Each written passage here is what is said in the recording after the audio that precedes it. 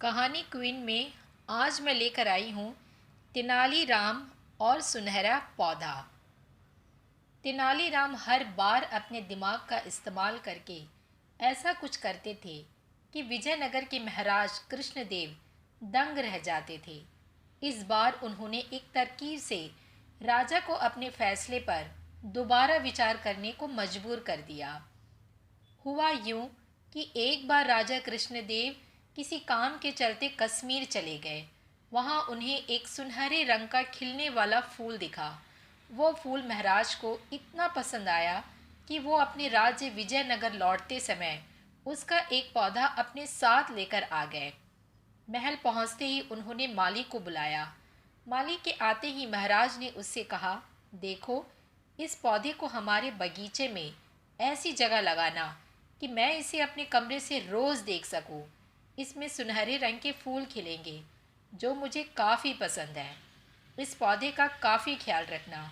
अगर इसे कुछ भी हुआ तो तुम्हें प्राण दंड भी मिल सकता है। माली ने सिर हिलाते हुए राजा से पौधा लिया और उनके कमरे से दिखने वाली जगह में उसे लगा दिया। दिन रात माली उस फूल का खूब ख्याल रखता था। दिन जैसे ही बीतते गए उसमें सुनहरे फूल खिलने लगे। रोज राजा उठते ही सबसे पहले उसे देखते और फिर दरबार जाते थे। अगर किसी दिन राजा को महल से बाहर जाना पड़ता था तो उस फूल को ना देख पाने के कारण उनका मन दुखी हो जाता था।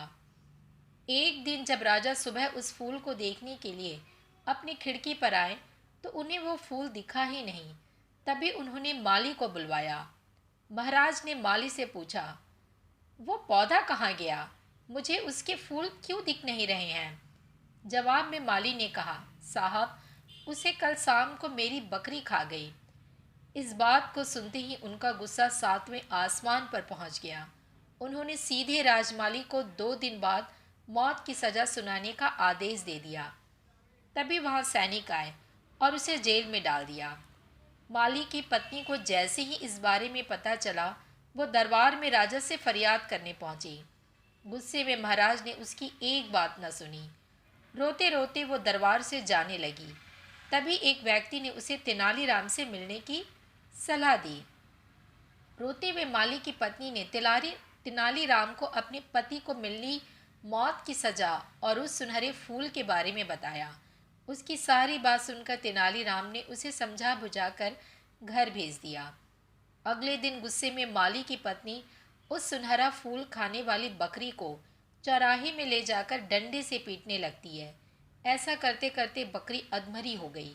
विजयनगर राज्य में पशुओं के साथ इस तरह का व्यवहार करना मना था। इसे क्रूरता माना जाता था। इसलिए कुछ लोगों ने माली की पत्नी की इस हरकत की शिकायत नगर कोतवाल को कर दी। सारा मामला जानने के बाद नगर कोतवाल के सिपाहियों को पता चला कि यह सब माली को मिले दंड की वजह से वे गुस्से में कर रही है। यह जानते ही सिपाही इस मामले को दरबार में लेकर आए। महाराज कृष्णराज ने पूछा कि तुम एक जानवर के साथ इतना बुरा व्यवहार कैसे कर सकती हो? ऐसी बकरी जिसके कारण मेरा पूरा घर उजड़ने वाला है, मैं विधवा होने वाली हूँ और मेरे बच्चे अनाथ होने वाले हैं, उस बकरी के साथ कैसा व्यवहार करूँ महाराज? माली की पत्नी ने जवाब दिया। राजा कृष्णराज ने कहा, तुम्हारी बात का मतलब मैं समझ नहीं पाया। ये बेजुबान जानवर तुम्हारा घर कैसे उजाड़ सकता है?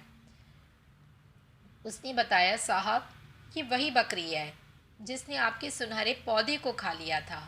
इसकी वजह से आपने मेरे पति को मौत की सज़ा सुना दी है।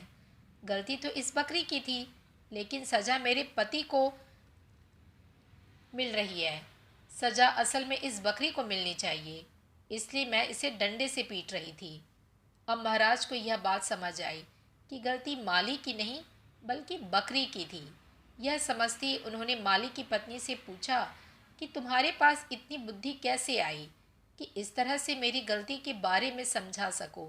उसने कहा कि महाराज, मुझे रोने के अलावा कुछ भी नहीं सूझ रहा था। यह सब मुझे पंडित तेनालीराम जी ने समझाया है।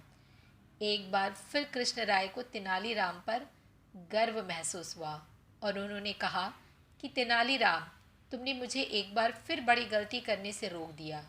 यह कहते ही महाराज ने माली का मृत्यु दंड का फैसला वापस लेते हुए उसे जेल से रिहा करने का आदेश दिया।